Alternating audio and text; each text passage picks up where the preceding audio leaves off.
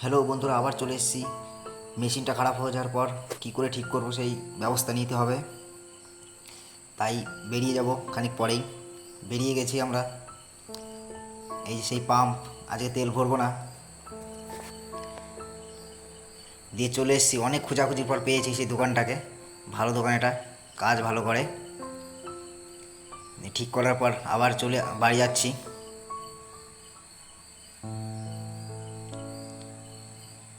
চলে এসেছি, এসে ফিটিং করছি। দেখুন বন্ধুরা কী করে ফিটিং করছি। অতটা জানি না, কিন্তু তবুও নিজেই করছি।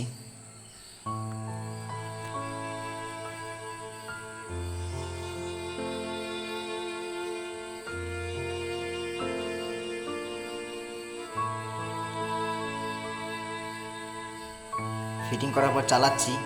হ্যাঁ, দিকে চলছে ভালোই।